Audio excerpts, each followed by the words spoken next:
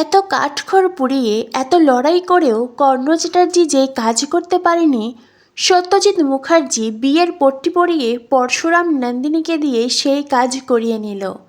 বিয়ে তো নয়, যেন পুতুল খেলা। আর এই পুতুল খেলায় সত্যজিৎ মুখার্জি বাবা হয়ে নিজের মেয়ের আবেগ ইমোশনসকে বাজি ধরেছে। নন্দিনীর সাথে যেই ছেলেটির বিয়ে হচ্ছে সেই ছেলেটি ঠিক নয়, নন্দিনীর জন্য উপযুক্ত নয়। এবার বলরামের কথায় সেই দিকটারই ইঙ্গিত মিলল। তবে কি শেষ অবধি নন্দিনী আর গৌরবের বিয়ে ভেঙে যাবে? তবে কি বিয়ের মণ্ডপেই বরের বদল হবে? নন্দিনীর জীবন বাঁচাতে শেষ অবধি বলরামে কি হবে শেষ ভরসা?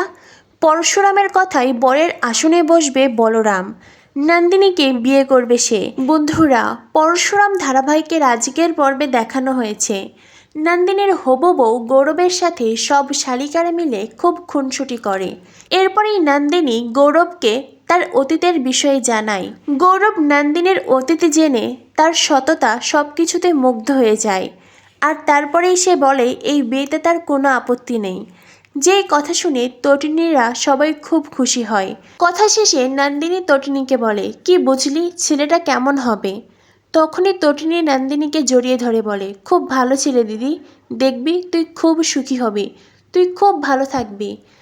তটিনী যখন নন্দিনীকে জড়িয়ে ধরে কথাগুলো বলছিল, অন্যদিকে দরজার ওপারে আড়ালে দাঁড়িয়ে বিজিত কটমট দৃষ্টিতে তাকিয়েছিল।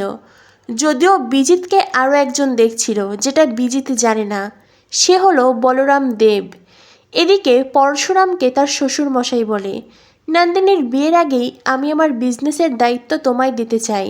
পরশুরাম সত্যজিৎ মুখার্জিকে বলে, দেখুন আমি ভীষণ সাধারণ, আমার লাইফস্টাইল আমার জীবনযাপন এমন নয়, এই বিজনেসের দায়িত্ব আমি নিতে পারবো না।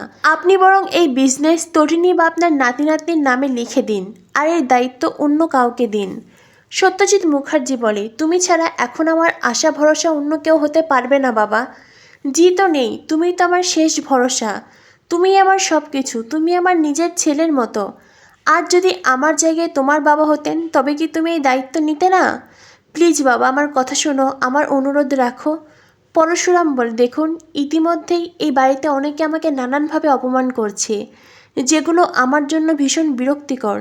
এই বিয়েটা মিটে গেলে আমি এখান থেকে চলে যাব, তাই আমাকে আর অন্য কোনো দায়িত্ব দেবেন না। সত্যজিৎ মুখার্জি বলে, প্রয়োজন পড়লে বাড়ির প্রত্যেকের সাথে আমি কথা বলবো, আমি প্রত্যেককে বলবো তুমি আমায় করুণা করছো, আমি তোমায় কিছু দান করছি না। প্লিজ তুমি তোমার শ্বশুরমশাইকে এতটুকু দয়া করো। তরিণীর মাও পরশুরামের কাছে হাত জোর করে অনুরোধ করে, তার শ্বশুরমশাইয়ের কথা রাখতে বলে। পরশুরাম বলে, ঠিক আছে আমি ভেবে দেখছি। তরিণীর মা বলে, যাই ভাবো অন্তত তোমার শ্বশুরমশাইকে কষ্ট দিও না, এই বিজনেসের দায়িত্বটা তুমিই নিও বাবা। চলো এখন আমাদের বেরোতে হবে। পরশুরাম বলে, আপনারা কোথায় যাচ্ছেন? তটিনীর মা জানায়, বিয়ের কেনাকাটা করতে। পরশুরাম বলে, আপনারা আবার কষ্ট করে কেন যাচ্ছেন? আমি তো আছি, আমি দায়িত্ব নিয়ে সব কাজ করে দেব। সত্যজিৎ মুখার্জি বলে, সত্যি তোমার মা রত্নগর্ভা, তোমার বাবারও গর্বিত সন্তান তুমি, তুমি তো আমারও ছেলে। এই বলে সত্যজিৎ মুখার্জি চোখে জল নিয়ে ইমোশনাল হয়ে ওখান থেকে চলে যায়। তরিণীর মাও চলে যায়। পরশুরাম কী করবে সে জানে না। তখনই পরশুরামের কাঁধে কেউ একজন হাত রাখে। পরশুরাম বলে, স্পর্শ পেয়ে বুঝতে পেরেছি তুই। তখনই বলরাম বলে, বিজনেসের দায়িত্ব নিয়ে নে। পরশুরাম বলে, তুই এই কথা বলছিস? বলরাম, আমি যতদূর জানি তোর মধ্যে তো কোনো লোভ নেই, তবে তুই এই কথা কেন বলছিস? বলরাম, আমি এই বিজনেসের দায়িত্ব নিতে চাই না। বলরাম, আমি অতি সাধারণ একজন, আমি যেই চাকরিটা করি তাতেই আমি খুশি।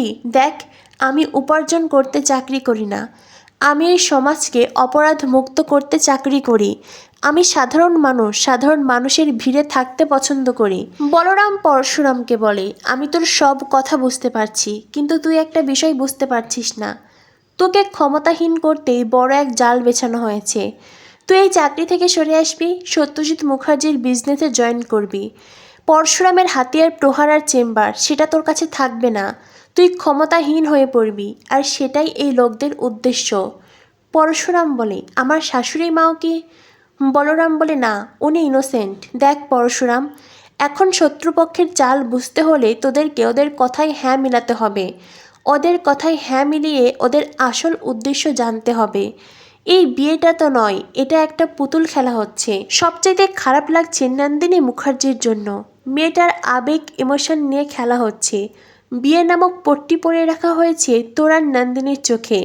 একদিকে তোকে বিয়ের দায়িত্ব বোঝানো হয়েছে, অন্যদিকে নন্দিনীকে বিয়ের কোণে সাজানো হয়েছে। এই বিয়েটা ঠিক হচ্ছে না পরশুরাম, এই বিয়েটা ভুল বিয়ে হচ্ছে। গৌরব চ্যাটার্জি সঠিক পাত্র নয়। এই বিয়েটা জাস্ট পুতুল খেলার মতন বিয়ে হচ্ছে, যেখানে গুটি হিসেবে তোকে ব্যবহার করা হচ্ছে, আর এই বিয়ে দিয়েই তোকে বধ করা হবে। তাই আমার কথা শোন, আমার চাইতে তোর বুদ্ধি অনেক বেশি, তুই অনেক বেশি চতুর। তোর তীক্ষ্ণ দৃষ্টি দিয়ে বুঝতে চেষ্টা কর, সবটা দেখতে চেষ্টা কর। তাই এখন আপাতত ওদের সব কথা মেনে নে, আর আসল উদ্দেশ্য বুঝতে চেষ্টা কর। এই বলে বলরাম ওখান থেকে চলে যায়। পরশুরামও সিদ্ধান্ত নেয় আপাতত সত্যজিৎ মুখার্জি সহ বাকি সবার কথায় হ্যাঁ মেলাবে, আর ওদের আসল উদ্দেশ্য জানতে চেষ্টা করবে।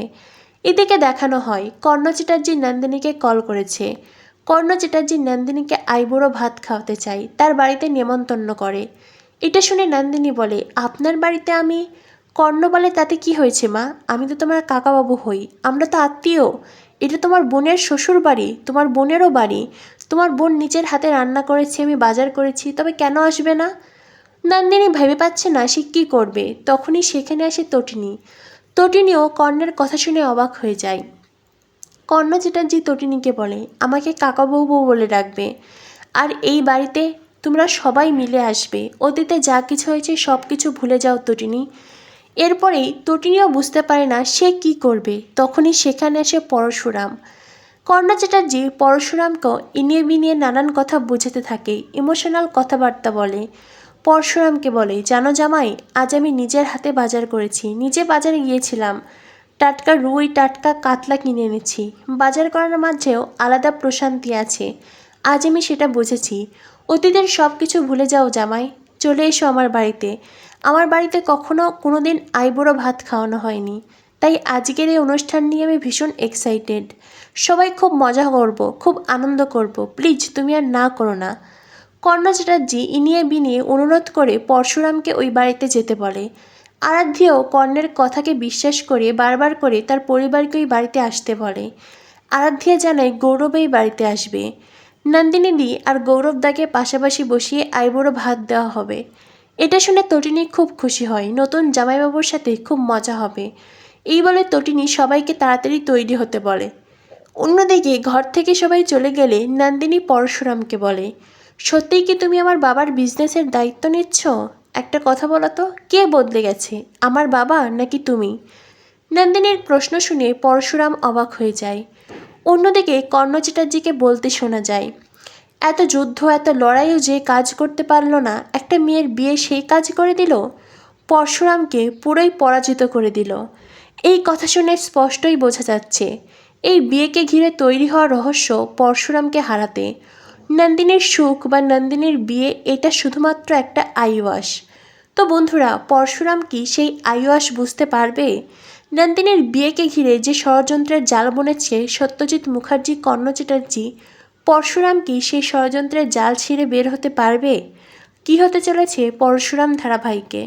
পরশুরাম ধারাবাহিকের পরবর্তী আপডেট পেতে আমাদের সাথেই থেকো। ধন্যবাদ সবাইকে।